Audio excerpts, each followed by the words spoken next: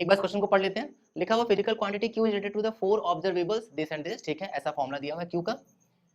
ए का value, B का value, सी का वैल्यू, डी का वैल्यू सब कुछ दे दिया गया, कोई दिक्कत है नहीं। परसेंटेज एरर चाहिए Q में ना, परसेंटेज एरर, ठीक है। तीन तरह के एरर्स हो सकते हैं, तीन तरह के चेंजेस होते हैं। एक तो चेंज मतलब फाइनल माइनस इनिशियल, एक होता है fractional change final minus initial by initial, और एक होता है percentage change final minus initial by initial into 100%, ठीक है। ध्यान देते हैं।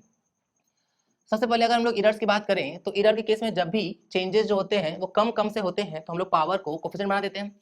कम कम से मतलब अगर 10% से कम है, कई बार टीचर्स 5% भी बोल देते हैं तो ठीक है, दोनों ही लाइन लगभग लगभग ठीक है ना। तो 10% या 5% से अगर कम है तो परसेंटेज चेंज के केसेस में हम पावर को कोफिशिएंट बना लेंगे। यहाँ हमको सारे चेंजेस छोटे छोटे दिख रहे हैं तो ये समझ में आ गया हम लोगों को कि पावर को बना लेना है कोफिशिएंट। तो क्या लिखेंगे हम, देखना ध्यान से ना। Delta Q by Q is equals to delta A by में A plus 4 delta B by B. यहाँ ऊपर लेके जाएंगे तो पावर -1 होगा, लेकिन एरर के केस में लोग मैक्सिमम परसेंटेज एरर निकालते हैं तो नेगेटिव को भी पॉजिटिव बना देंगे। तो यहाँ पे क्या आ जाएगा, डेल्टा सी बाई में सी फिर plus delta D divided by D. ध्यान देते हैं ना। चेंज इन ए कितना है 3, ओरिजिनल ए कितना है 60 plus 4 into change in B कितना है, ये जो दिया गया ना वो उसी का एरर दिया गया ना कि कितना चेंज हो सकता है उसमें। एरर बोल सकते हैं, इस तरीके की चीजें बोल सकते हैं कि भाई जिससे हम लोग मेजर किए हैं उसका सबसे मिनिमम जो लिस्ट वैल्यू वो भी बताया जा सकता है, तो ये भी बातें बोली जा सकती हैं। तो 0.1 एंड डिवाइडेड बाई 20 फिर प्लस डेल्टा सी की बात करेंगे तो 0.2 divided by 40 plus delta D की बात करेंगे तो 0.1 डिवाइडेड बाई 50। ध्यान देते हैं, इसको कट कर लेंगे तो 1/20। हम कह रहे हैं कि अभी 1/20 चलने देते ताकि थोड़ा सा एलसीएम आसान से हो जाए। यहाँ 0.4/20 अभी कट नहीं करते ना, इसको 2 से बल्कि कट कर देते, हो जाएगा कितना 0.1/20 एंड प्लस में 0.1/50। हमको दिख रहा है इनको जोड़ना आसान है, जिनका डिनोमिनेटर से मैं पहले जोड़ लेते हैं। तो 20 यहाँ जोड़ेंगे 0.4 0.1 0.5 1.5 आ जाएगा। तो ये वैल्यू आ गया हम लोगों का कितना 1.5 प्लस 0.1 डिवाइडेड बाई 50।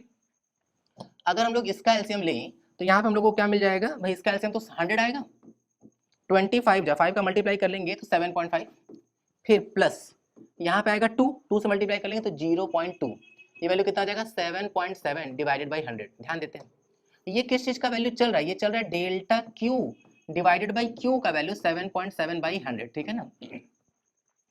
अब भाई अब हम लोग ध्यान से अगर लेके चले तो ऐसा करते हैं, चूंकि परसेंटेज चेंज चाहिए ना हम लोगों को, तो हम लोग क्या लिखेंगे delta Q by Q into 100% चाहिए। जैसे ना क्या किए हैं एंटी वाले गलत आंसर दे दिए इसका। जैसे वो दिखा रहे हैं कि भाई x बाई 1000 चाहिए तो ऊपर नीचे 100 से 10 से मल्टीप्लाई कर लिए तो 77 बाई 1000 बन रहा है, तो एनटीए के हिसाब से आंसर आ गया 77, जबकि ये सही नहीं है। चूंकि अब ये कब 70 यहाँ पे आंसर जैसे वो जो दिए हैं उसका आंसर 77 दिए जो कि गलत है, कब सही होता जब वो परसेंटेज चेंज न पूछ करके फ्रैक्शनल चेंज पूछे होते हैं। भाई change by original fractional change होता है, तो अगर इसी प्रश्न में यहाँ पे फ्रैक्शनल एरर होता अगर तो सही हो जाता भाई, क्योंकि ऊपर 10 से मल्टीप्लाई करते 77 आ जाता है आंसर। लेकिन चूंकि ये परसेंटेज चेंज चाहिए तो हम लोग को 100 से मल्टीप्लाई करना पड़ेगा, तो 7.7 बाई 100 इंटू में 100 करेंगे, ये इससे कटेगा तो जवाब 7.7 आएगा।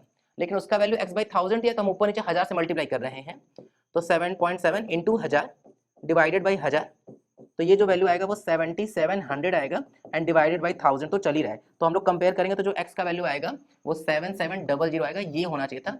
एंटी वाले इसका आंसर गलत दे दिया। क्लियर है ना।